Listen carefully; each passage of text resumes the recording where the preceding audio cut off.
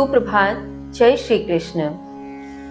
श्रीमद् भगवत गीता के अध्ययन की इस श्रृंखला के भीतर 13वें अध्याय क्षेत्र क्षेत्रज्ञ योग के गत कुछ श्लोकों के माध्यम से हम अध्ययन कर रहे हैं कि यह खेत जो शरीर के रूप में है, जो क्षेत्र है, इस क्षेत्र के भीतर स्थित आत्म की क्या विशेषताएं होनी चाहिए, किस प्रकार से इस आत्म को इस शरीर में केंद्रित रखते हुए, आत्म पर संयम करते हुए, आत्म को स्वयं में ही स्थित करते हुए उस तत्व में लीन हुआ जा सकता है, किस प्रकार की विशेषताओं का होना इसमें आवश्यक है, किस प्रकार से आत्म को इस शरीर में रहना चाहिए, यह हम गत श्लोकों के माध्यम से अध्ययन कर रहे हैं। इसी कड़ी में आगे श्री कृष्ण क्या कहते हैं, आइए जानते हैं। श्लोक संख्या 12 है। अध्यात्म ज्ञान नित्यत्वं तत्व ज्ञानार्थ दर्शनम् एतत् ज्ञानमिति प्रोक्तं ज्ञानं यदतो अन्यथा श्री कृष्ण कहते हैं, अध्यात्म ज्ञान की नित्य स्थिति, तत्व ज्ञान हेतु दर्शन, इस प्रकार यह ज्ञान कहा गया। जो इससे इतर वह अज्ञान है। भावार्थ, यहाँ श्री कृष्ण कह रहे हैं कि अध्यात्म अर्थात स्वयं के आत्म की नित्य स्थिति का पता लगते रहना, स्वयं की आत्मा में स्थित होते हुए उसकी प्रतिपल की स्थिति को स्वयं में केंद्रित रखना। तत्व ज्ञान के लिए दर्शन अर्थात तत्व को जानने के लिए, तत्व को समझने के लिए उसका दर्शन अति आवश्यक है। और उसका दर्शन कैसे होगा? जिन विशेषताओं की हमने पूर्व में चर्चा की, उन सभी विशेषताओं को अभ्यास के माध्यम से स्वयं में धारण करना, अभ्यास के माध्यम से उन पर इतनी पकड़ बना लेना कि हम स्वयं को स्वयं में केंद्रित रख पाएं, स्वयं को स्वयं में संयमित रख पाएं, तब हम प्रत्येक प्रकार से उस तत्व का ज्ञान प्राप्त कर सकते हैं, तत्व को देख सकते हैं। इसके लिए दर्शन ही उपयोगी है, अर्थात उस तत्व ज्ञान का दर्शन।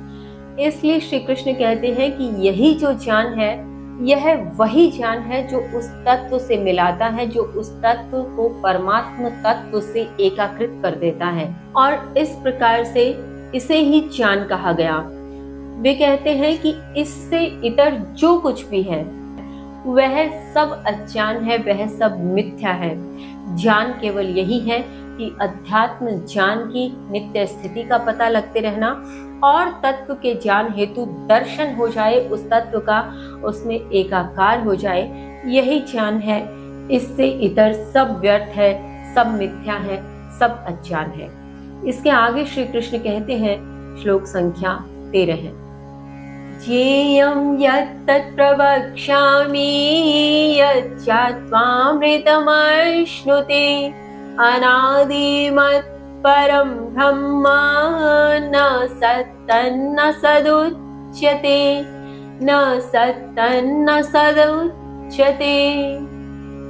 श्री कृष्ण कहते हैं, वह जो जानने योग्य है, भली भांति कहूंगा, जो जानकर अमृत का आस्वादन करता है।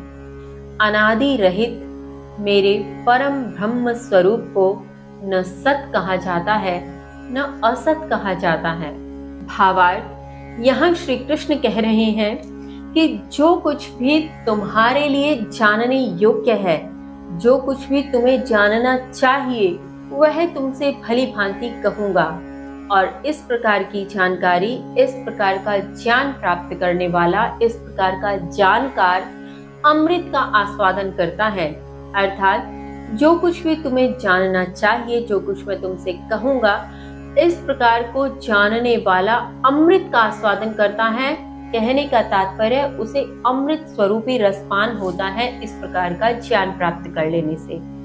श्री कृष्ण कहते हैं कि अनादि रहित, अनादि अर्थात जिसका न आदि है न अंत है, इस प्रकार का अनादि रहित परम ब्रह्म स्वरूप, जो भी उनका परम से परम ब्रह्म स्वरूप है, वह न सत कहा जाता है, न असत कहा जाता है। कहने का तात्पर्य जो अनिर्वचनीय है, जिसे किसी भी प्रकार से व्याख्या में नहीं लिया जा सकता, जिसे कहा ही नहीं जा सकता, जिसके लिए शब्द और वाक्य कम ही है, जिसके लिए यह संभव ही नहीं कि उसे शब्दों में बांधा जा सके, वह अनिर्वचनीय है।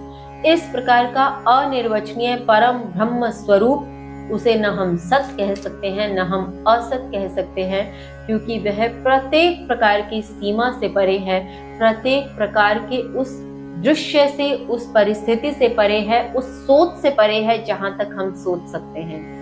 क्या ऐसा जानने योग्य है जो श्री कृष्ण अर्जुन को बताते हैं, जिसे जानकर हम भी अमृत का आस्वादन कर सकते हैं? जानेंगे कल। तब तक के लिए जय श्री कृष्ण।